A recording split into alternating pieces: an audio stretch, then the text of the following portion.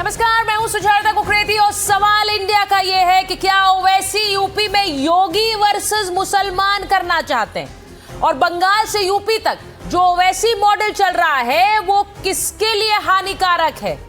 आज इसकी बात करूंगी। ये सवाल उस बयान की वजह से है जिसने देश की सियासत में आग लगा दी है। बयान तो आया मेरठ की धरती से, लेकिन इसका असर यूपी से निकलकर बंगाल, असम, दिल्ली तक हो रहा है। बयान दिया एआईएमआईएम के नेता असदुद्दीन ओवैसी के खासम खास कहलाने वाले शौकत अली ने। अब शौकत अली यूपी में ओवैसी की पार्टी के अध्यक्ष हैं। उन्होंने योगी आदित्यनाथ की पुलिस को सीधे चुनौती दे दी है। जी, अगर उत्तर प्रदेश में किसी मुसलमान का एनकाउंटर होगा तो एनकाउंटर करने वाले का भी एनकाउंटर होगा। यानी उत्तर प्रदेश के करीब 3 लाख पुलिस कर्मियों को ओवैसी की पार्टी क्या खुलेआम धमकी दे रही है, हम तुम्हारा एनकाउंटर कर देंगे। क्योंकि शौकत अली तो यही कह रहे हैं। उन्होंने सिर्फ बयान नहीं दिया है बल्कि एक नया राजनीतिक गणित भी समझा दिया। ईद मिलन समारोह में वो बोले, हमें 111 नहीं बस 11 विधायक दे दो, फिर देखो यूपी में एनकाउंटर करने वालों का क्या हाल होता है। अब ओवैसी के नेता बेशक पुलिसिया एनकाउंटर की बात कर रहे हैं, लेकिन इस बयान को एक राजनीतिक एनकाउंटर से भी जोड़कर देखा जा रहा है। क्योंकि यूपी में एमआईएम जब 111 विधायकों का जिक्र कर रही है तब वो समाजवादी पार्टी को चुनौती देती है।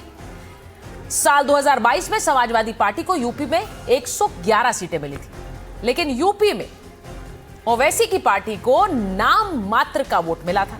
करीब 10 सीटों पर ओवैसी ने समाजवादी पार्टी को नुकसान जरूर पहुंचाया था।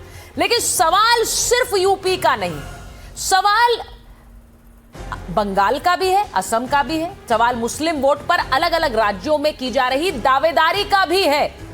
अगले महीने पश्चिम बंगाल में चुनाव होने हैं, साल भर बाद यूपी में भी चुनाव होने वाले हैं। एक तरफ ओवैसी ममता के गढ़ में है, बाबरी के नाम पर हुमायूं कबीर के साथ पतंग उड़ाने की तैयारी कर रहे हैं, तो दूसरी तरफ उनके सिपह सालार यूपी में अखिलेश की साइकिल की हवा निकालने की फिराक में है और चुनौती सीधे योगी आदित्यनाथ को दे रहे हैं।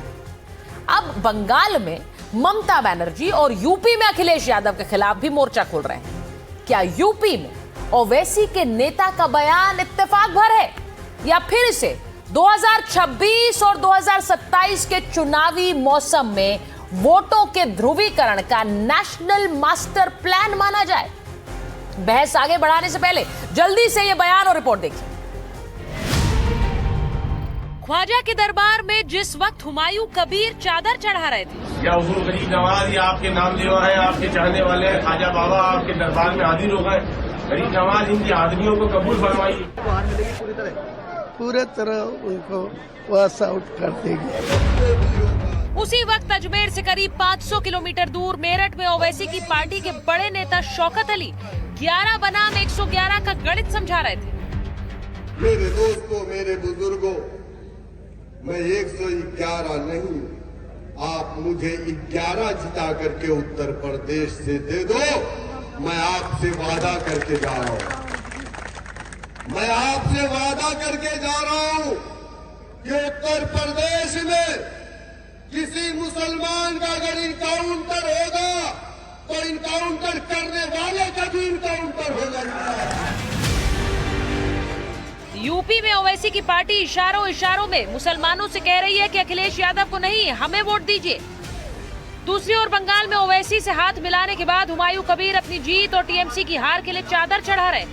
कांग्रेस को एतराज है कि ओवैसी क्यों कौम का वोट काटने पर तुले हुए हैं। बीजेपी के नेता अपने अंदाज में ललकार रहे हैं, सो अलग। 11 विधायकों के पास क्या होगा, उनके पास क्या करेंगे 11 विधायक? उनके 11 विधायक का मतलब है देश प्रदेश में भाजपा की सरकार का। देखिए, ये देश कानून से चलता है, ना अकबरुद्दीन ओवैसी या हमारे ओवैसी साहब या उत्तर प्रदेश के कोई अध्यक्ष से ये देश नहीं चलता है। ये देश कानून से चलता है।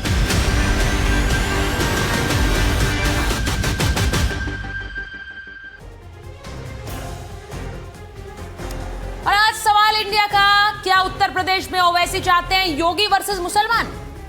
क्या एनकाउंटर का बदला एनकाउंटर कानून व्यवस्था को चैलेंज नहीं है? क्योंकि नेता तो यही कह रहे हैं ओवैसी। पहले 15 मिनट वाला बयान और अब 11 विधायक, ऐसे नफरती बयान से क्या वोट मिलेंगे? सवाल ये भी, ओवैसी योगी का काम बढ़ा रहे हैं या आसान कर रहे हैं, क्योंकि एक ध्रुवीकरण की कोशिश वो कर रहे हैं? और क्या ममता और अखिलेश दोनों के लिए ओवैसी मॉडल चैलेंज है? आज इन्हीं पर सीधे सीधे हमारे साथ हमारे मेहमान जुड़ रहे हैं। मैं बता दूं आपको कि मेरे साथ जो मेहमान जुड़े हैं, हमारे साथ समाजवादी पार्टी के प्रवक्ता फराज किदवई साहब जुड़ रहे हैं, हमारे साथ आरएलडी के नेता मलूक नागर जी हैं, हमारे साथ आदिल हसन एमआईएम के प्रवक्ता हैं, स्वयं प्रकाश पुरोहित टीएमसी के प्रवक्ता हैं, और बीजेपी से विजय शर्मा हमारे साथ जुड़ रहे हैं। मैं सबसे पहले फराज जी आपके पास आ रही हूं। ये चुनौती सारी बंगाल टू यूपी आप ही के लिए है। देखिए, अब यहां पर सीधे कह रहे हैं कि 111 नहीं 11 चाहिए, क्योंकि दम तो आप भरते थे योगी को हटाने का, लेकिन अब ओवैसी साहब ताल ठोक रहे हैं।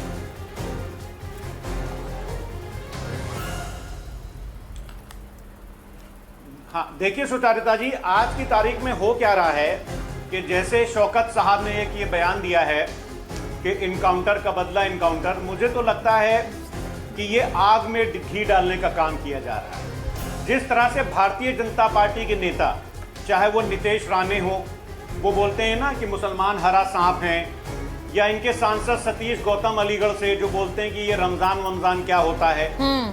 तो जैसे एक तरफ से भारतीय जनता पार्टी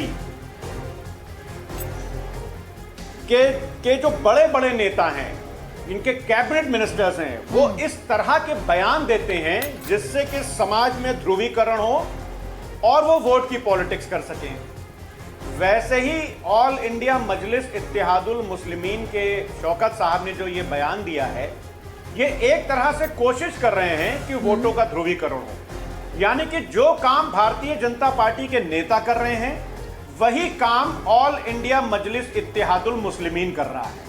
हमारी पार्टी हमेशा ये मानती है कि इस तरह के बयान, चाहे वो भारतीय जनता पार्टी की तरफ से आए, चाहे वो ऑल इंडिया मजलिस इत्तेहादुल मुस्लिमीन की तरफ से आए, इस तरह के बयानों का हमेशा हमने खंडन किया है और आगे भी हम खंडन करते रहेंगे। सुचारिता जी, नहीं, वो खंडन की बात नहीं है। क्या है? सीधी बात देखिए ये है कि वो तो अपने आप को दावेदार बता रहे हैं और आपके ऊपर कदम रखकर आगे बढ़ना चाह रहे हैं, क्योंकि वो कह रहे हैं 111 वालों ने तो कुछ नहीं किया, अब 11 हमें दे दो, हम करके दिखाएंगे। तो वो चैलेंज आपको है। आप अपने आप को प्रिंसिपल ऑपोजिशन कहते रहिए, लेकिन ओवैसी साहब ऐसी हवा बना रहे हैं कि वो यूपी में अखिलेश यादव और आपकी पार्टी को पीछे छोड़ना चाह रहे हैं। अब दिखा तो वो यही रहे हैं। मैं एक बार जरा मुझे बताया जा रहा है, विजय जी भी जुड़ गए, हर्षवर्धन जी आ गए स्क्रीन पर। सुचारिता जी, इसका जवाब ले अच्छा, जल्दी से जवाब दीजिए जो आपने पूछा है। अच्छा, बोलिए 20 सेकंड। हाँ, देखिए, ये हमारे ऊपर चढ़ करके नहीं करना चाह रहे हैं। हाँ। ये आइडिया ऑफ इंडिया की गर्दन पर चढ़ करके पॉलिटिक्स करना चाह रहे हैं। ये वही आइडिया ऑफ इंडिया जो कि इस देश के हिंदू मुसलमानों को आपस में जोड़ करके रखता है, उसी आइडिया ऑफ इंडिया की गर्दन पर चढ़ करके ये राजनीति करना चाहते हैं। बस मैं यही कहना चाह रहा था। अच्छा, ये भी आइडिया ऑफ इंडिया पर चढ़ाई कर रहे हैं, बीजेपी भी कर रही है, सिर्फ आप हैं जो उस इंडिया के आइडिया को प्रिजर्व कर रहे हैं, यही कह रहे हैं ना आप ही हैं बस जो बचा रहे हैं उस लोकतंत्र को। हर्षवर्धन जी, सिर्फ हम नहीं हैं, स्वयं प्रकाश पुरोहित जी भी जुड़ गए हैं, मैं उनको स्क्रीन पर दे सकती हूँ। मैं आ रही हूँ, एक मिनट रुकिए। मैं हर्षवर्धन जी, जरा ये जो बात कह रहे हैं फराज जी, एक बड़ा इंटरेस्टिंग कॉम्बिनेशन है। देखिए, पश्चिम बंगाल में जो गणित बैठ रहा है, ओवैसी साहब की पार्टी चली गई है हुमायूं कबीर के साथ। यहाँ पर यूपी से जो ताल ठोक रहे हैं, वो सीधे चुनौती बंगाल तक दे रहे हैं। हर्षवर्धन जी कह रहे हैं हमें 11 दे दो, हम बता देंगे। एनकाउंटर करने वाला, आपको लग रहा है कि ये सीधी चुनौती है? वो कह रहे हैं एनकाउंटर करने वाले का एनकाउंटर करके बता देंगे। नहीं, मुझे लगता है कि समाजवादी पार्टी के लिए उत्तर प्रदेश में बड़ी चुनौती है। ये चुनौती इस वजह से है कि समाजवादी पार्टी जो राजनीति कर रही है उसके अतिरेक पर खड़ी हुई है, और यही भ्रम पहले बिहार में था कि ओवैसी आएंगे तो क्या कर लेंगे, महाराष्ट्र में था, और बिहार में 2 बार पहले वो चुनाव जीते, उनके विधायक 5 में से 4 उधरस्त कर गए, हजम कर गए तेजस्वी यादव, फिर से उतने जीत कर आ गए। तो अब आप असदुद्दीन ओवैसी को हल्के में नहीं ले सकते। लेकिन मेरी चिंता बड़ी है, समाजवादी पार्टी ने उस वक्त अखिलेश यादव ने आतंकवादी जो थे उनको छोड़ने की सिफारिश कर दी थी। इलाहाबाद उच्च न्यायालय को उस पर कहना पड़ गया था। इससे आगे कहां जाना चाह रही ओवैसी की पार्टी, और ये बेहद खतरनाक है, क्योंकि ये जो उत्तर प्रदेश में है, वो जब हम पश्चिम बंगाल जाते हैं तो पहले से ही बांग्लादेशी घुसपैठियों की समस्या बढ़ी है, और वो बार बार कह रहे हैं कि हमारी जो यहाँ आबादी बहुत ज्यादा है, मुस्लिम आबादी बहुत ज्यादा है, इसलिए हम यहाँ आएंगे। तो उत्तर प्रदेश और बिहार में दोनों जगह असदुद्दीन ओवैसी का आना ये चिंता की बात है। चिंता की बात अखिलेश यादव और ममता बनर्जी के लिए भी है, और मुझे लगता है कि वैसे भी ये चिंता की बात है कि असदुद्दीन ओवैसी जैसा जो बहुत एक्सट्रीमिस्ट बात कर रहा है, जो बहुत अतिरेकी बात कर रहा है, वो राजनीति में अगर सफल होता हुआ दिखेगा तो ये बेहतर नहीं होगा। और फिर मैं कह रहा हूं, इसका मतलब है कि ये भी आप समझिए, मैंने पिछले चुनाव के वक्त कहा था कि ओवैसी साहब आते हैं, तकरीर देते हैं, तो मुसलमान नौजवान उनको सुनता है लेकिन वोट देने नहीं जाता। ये मैं बार बार कहता था, लेकिन अगर वो सुन रहा है और सुनने के साथ वोट देने लगा तो सचमुच ये जो भी अपने आप को मुस्लिम वोटों की झंडाबरदार पार्टियां कहती हैं, या जो अपने आप को सेकुलर, सो कॉल्ड सेकुलर कहती हैं, उन पार्टियों के लिए बड़ी चिंता की बात है। और बिहार बड़ा उदाहरण है। महाराष्ट्र में भी ओवैसी की पार्टी ने अपना प्रभाव दिखाया। बिहार तो बहुत बड़ा उदाहरण है, उत्तर प्रदेश उसके सटा हुआ है, बंगाल भी उससे सटा हुआ है। तो इसलिए इसको आप यूं ही आसानी से हल्के में नहीं ले सकते हैं। जो 11 और 111 को करें, पता नहीं क्या चाहते हो, मतलब किस हद तक जाना चाहते हैं, कौन सी ऐसी चीज करना चाहते हैं, क्योंकि एनकाउंटर जिसका हुआ है वो तो अपराधी था। एग्जैक्टली मैं हर्षवर्धन जी, यही बात है। अब अगर शौकत अली ये कहते हैं, अगर मुझे बताइए कि अगर आदिल हसन साहब जुड़ जाएं तो जरा उन्हें स्क्रीन पर लाइए, क्योंकि जिनकी वो बात कह रहे हैं कि एनकाउंटर करने वाले का, किसी भी मुसलमान का एनकाउंटर करेगा हम उसका एनकाउंटर कर देंगे। अब इसमें ये हिंदू मुस्लिम वाली तो पिच है ही नहीं, जो हर्षवर्धन जी कह रहे हैं। भाई एनकाउंटर किसका हुआ है? एक अपराधी का हुआ है, तो इसमें एनकाउंटर में हिंदू मुसलमान लाने की क्या बात है? लेकिन क्या ये हो रहा है? मलूक जी जुड़ गए हैं, मलूक जी और स्वयं प्रकाश पुरोहित जी, विजय जी स्क्रीन पर है। मैं एक बार मलूक जी आपसे पूछ रही हूं, पश्चिम बंगाल से लेकर यूपी तक क्या ओवैसी थ्रेट हैं?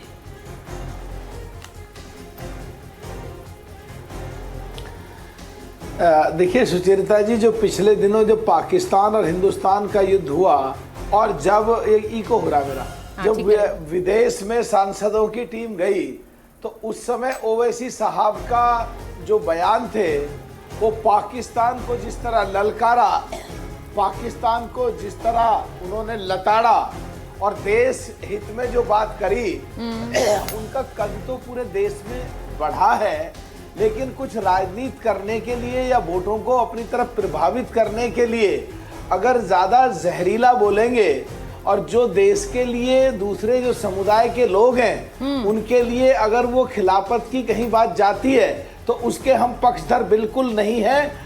हम दोनों के हिसाब से पक्षधर हैं। ये देश संविधान से चलेगा।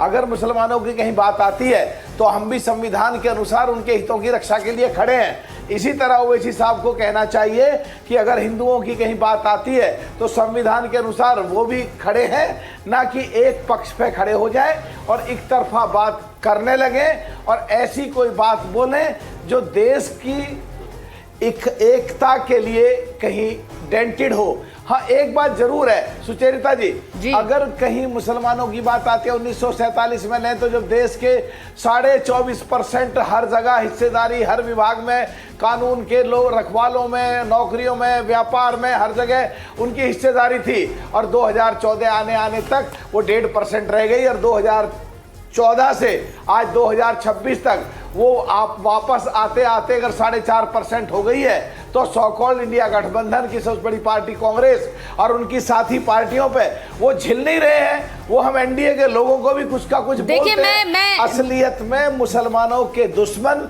सो कॉल्ड इंडिया गठबंधन की पार्टी कांग्रेस है सबसे बड़ी, और उसकी साथियां, क्योंकि उनके हकों की जब बात आई तो उन्होंने पूरा करीब 60-65 साल जब उनकी सरकारें रही, जी बैठे होते तो मैं कहती भाई कांग्रेस की समर्थित पार्टी है। अभी तो मैं ये नहीं कह सकती हूँ, अभी तो चुनाव है, मैं नहीं कह सकती हूँ समर्थन पार्टी है, ये लोग एक साथ हैं एक ब्लॉक में, अभी तो मैं नहीं कह सकती हूँ स्वयं प्रकाश पुरोहित जी। लेकिन मैं एक बार मैं आतिल हसन कह सकती हूँ क्या? नहीं, आपका चैनल है, आप डिबेट की एंकर है, आपके जो मन में है वो आप कह सकते हैं। नहीं, गाड़ी की ड्राइवर सीट मैं पर तो बैठी है आपसे आप। पूछ कर कहूंगी ना सर, क्योंकि गठबंधन का कब क्या होता है उसका खासकर चुनाव से पहले कुछ पता नहीं चलता, तो ये पूछना पड़ता है सर नेता से कि अभी आप साथ हैं या अलग हैं। ये देश गांधी के विचारों से चलेगा कि गोडसे के विचारों से चलेगा? ये बात कहां से आ गई? आरएसएस की विचारधारा, ये बात इसलिए आ गई है कि आज वही स्थिति में हम खड़े हो गए हैं। हाँ। हिंदू महासभा और मुस्लिम लीग को लड़वा करके जिस तरह से अंग्रेजों ने कांग्रेस और गांधी को रोकने की कोशिश की, आज वही चाल चली जा रही है। पश्चिम बंगाल में महात्मा गांधी के आदर्श पर चलने वाली नेत्री का नाम ममता बंदोपाध्याय है, और ममता बनर्जी जमीन से जुड़ी हुई नेता है, पूरे देश में आंदोलन से उठी हुई नेता। चाल कौन चल रहा है? आज भी गांधीवादी विचारों से चलती है। चाल कौन चल रहा है? मोहरे कौन है? गांधीवादी विचारों की चाल कौन चल रहा है? मोहरे कौन है? मोहरे ताश कौन चल रहा है? अमित शाह जी, इलेक्शन कमीशन जिनकी कठपुतली है, हाँ। सारे इंस्टीट्यूशन जिनकी कठपुतली है, सारी ताश सीबीआई ईडी उनकी कठपुतली है। तो सारी कठपुतली जिनके हाथों में है, उसके षड्यंत्र के खिलाफ अगर ममता बनर्जी का जिस तरह से अंग्रेजों की तानाशाही के खिलाफ ममता बनर्जी खड़ी थी, वैसे ही आज भी खड़ी रहेगी। हम तो जिस तरह से सीए एनआरसी, हम तो दो किरदारों की बात कर रहे हैं, और वो किरदार जो है बंगाल में खासकर असदुद्दीन ओवैसी और उनके साथ हुमायूं कबीर वो साथ आ गए हैं। यहाँ बंगाल में, यहाँ यूपी में भी ओवैसी के जो नेता हैं वो लोकतंत्र है, वो ताल ठोक रहे हैं। मैं एक बार सुनिए आदिल हसन साहब यहाँ आ गए हैं, एमआईएम के नेता हैं, मैं एक बार उनके पास जाऊंगी। आदिल हसन साहब, आपके नेता ने जो बयान दिया कि 111 नहीं चाहिए, संकेत सपा की तरफ था 111, हमें 11 दे दीजिए, अगर किसी मुसलमान का एनकाउंटर हुआ तो एनकाउंटर करने वाले का भी एनकाउंटर होगा। ये बयान सही है लग रहा है आपको? हम इसमें आप ही बोलिए कि उन्होंने जब सपा हमारे मुद्दा नहीं उठाएगी, अखलाक के यहाँ जाने वाला सबसे पहला शख्स बैरिस्टर असदुद्दीन ओवैसी साहब। आफरीन जो इलाहाबाद में सपा को उनके पिताजी ने समर्थन भी दिया था, उनका घर बुलडोजर से ढाया गया, अखिलेश जी ने कुछ नहीं बोला। आज इफ्तार किसी बच्चे ने, नौजवान ने इफ्तार कर लिया बनारस में, उस पर केस पे अगर किसी ने बोला, बैरिस्टर साहब ने बोला। मुख्तार अंसारी साहब को आप चले गए, सबसे पहले बैरिस्टर साहब ने। आजम खां के मुद्दे पे बैरिस्टर साहब बोले, हर मुद्दे पे बोलते। सपा बोलिए ना किस मुद्दे पे बोलती है? मुसलमानों के मुद्दे पर। मुजफ्फरनगर किसके टर्न में हुआ मैम, बतलाइए आप। अरे आदिल साहब, चलिए मैंने मान लिया, फराज साहब आपका जवाब देंगे, मैंने मान लिया नहीं बोलती, तो क्या आपके नेता ये कहेंगे कि किसी मुसलमान का एनकाउंटर करने वाले का एनकाउंटर कर देंगे? एनकाउंटर कौन कर रहा है? पुलिस कर रही है ना, तो क्या पुलिस के एनकाउंटर की बात होगी? अब हम सिर्फ पुलिस ही कर रही है एनकाउंटर उत्तर प्रदेश में। कौन कर रहा है? हर दिन देखिए अपराधी खुलेआम एनकाउंटर कर रहे हैं। अभी आप दिल्ली में नहीं देखा कि 7 दिन बाद लाश मिली? आपने नहीं देखा कि नफरत फैला, तरुण के नाम पर नफरत फैलाया गया? आपने नहीं देखा दीपक, एक आदमी ने बचाया, दीपक मोहम्मद बोल दिया तो क्या हुआ उसके साथ हुआ? किस अभी आपने मेरठ में नहीं देखा गौरक्षा के नाम पे लूट हुई? अब तो योगी आदित्यनाथ का बुलडोजर का मोहम्मद दीपक का एनकाउंटर हो रहा था। एक मिनट, सब कहानियों को मत जोड़िए। एक एमपी को एनकाउंटर में मार दिया गया, इससे बढ़ के शर्म की क्या बात हो सकती है? यूपी पुलिस में एक एमपी को मार दिया जाएगा, पुलिस सुरक्षा में एक एमएलए को मार दिया जाएगा। यही तो आपके नेता कहेंगे हम खुलकर अब हथियार उठाने की बात करेंगे, हम एनकाउंटर करने की बात करेंगे। इसमें हथियार क्या? ये आदमी जब भाषण देता है तो अपनी बात रखता है। अरे भाषण देता है तो कुछ भी कह देगा, लोगों को एनकाउंटर करने की बात कह देगा, मारने की बात कह देगा, और जिसका एनकाउंटर हुआ वो तो अपराधी ही होगा। तो अपराधी के एनकाउंटर पर कह रहे हैं मुसलमान को मारा, एनकाउंटर के तो हम एनकाउंटर कर देंगे? ये आपको सही लग रहा है? बोल रहा है जब भाषण में जब बोलता है तो इनकाउंटर बोला, जो गलत भाषण ना, भाषण थिएट्रिक्स के लिए नहीं दिया जाता कि लोगों को ड्रामा करके दिखाए। भाषण वो देता है नेता, जिम्मेदार नेता, जो उसके मन में हो और वो लोगों के लिए करना चाहे। कोई जिम्मेदारी नहीं है क्या नेता की? कुछ भी बोल दे भाषण में। मैम सुनिए, 2024 में एसआईआर के मुद्दे पर प्रधानमंत्री आए थे पूर्णिया, बोले थे कि सीमांचल में घुसपैठ है। 2025 में एसआईआर हुआ, एक भी घुसपैठ नहीं निकला, एक भी बांग्लादेशी नहीं निकला। आप बोलिए प्रधानमंत्री को, बोलिए माफी मांगने, बोलिए।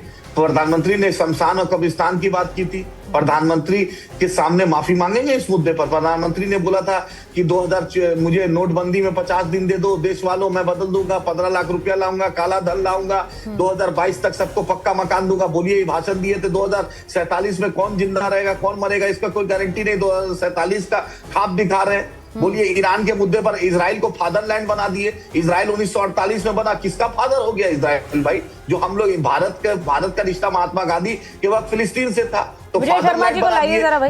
जो बीफ खाने वाला आदमी फादरलैंड हो गया क्या? इजराइल जो बीफ खाता है वो फादरलैंड हो गया आपका? कहां से फादरलैंड हो जाएगा? प्रधानमंत्री उसको फादरलैंड का खिताब दे देते हैं। अरे कुछ सोच समझ के बोलिए, प्रधानमंत्री जी को बोल ले। और ये Vijay Sharma ji, Harshvardhan ji, sir 10 second ma'am, 10 second. Harshvardhan Tripathi बैठे में उन्होंने ट्वीट किया वहां पर नालंदा यूनिवर्सिटी के बारे में, उनसे पूछिए रुचिका शर्मा का हिस्ट्री का पूछ लीजिए। एक गाइड ने सच्चाई बताई तो ये ट्वीट करके उसको जहरीला बोल रहे हैं। रुचिका शर्मा हिस्टोरियन आपके चैनल पर आती है, उसने एक्सपोज कर दिया इनके पाखंड को कि ब्राह्मणों ने क्या किया और खिलजी को क्यों बदनाम किया। किसने नालंदा यूनिवर्सिटी जलाई? इन्होंने ट्वीट किया, आप जिनको चैनल में बैठाई है हर्षवर्धन जी। रुचिका शर्मा आप चैनल पे बैठाती है, हिस्टोरियन ने पर्दाफाश कर दिया, दूध का दूध पानी का पानी साफ कर दिया। देखिए एक सेकंड मेरी बात सुनिए आदिल हसन साहब, मैं आपको बड़ी क्लियरली बता दूं, मेरे चैनल पे और जो पैनल पे लोग बैठे हैं उनकी जिम्मेदारी मेरी है, तो हर्षवर्धन त्रिपाठी जी की जिम्मेदारी मैं लेती हूं, जैसे आपकी ले रही हूं। आपके नेता भी तो कह रहे हैं ना 11 जिता दीजिए तो एनकाउंटर कर देंगे, तो ऐसे में तो मुझे आपसे भी पूछना चाहिए। और हर्षवर्धन त्रिपाठी जी अपना जवाब खुद देने में सक्षम है, मुझे उनके लिए जवाब नहीं देना है। पहले मैं विजय शर्मा जी के पास जाऊंगी। हर्षवर्धन जी मैं आ रही हूं, पहले विजय जी के पास मैं गई नहीं, इसलिए मुझे विजय जी के पास पहले जाना है। विजय जी देखिए, आपने पूरे बयान सुन लिए, वो पीछे नहीं हट रहे अपने बयान से। अब ओवैसी साहब यूपी से लेकर यूपी में योगी आदित्यनाथ और वहां बंगाल में भी आपको ममता दीदी को सीधे सीधे वो झटका देने की तैयारी कर रहे हैं।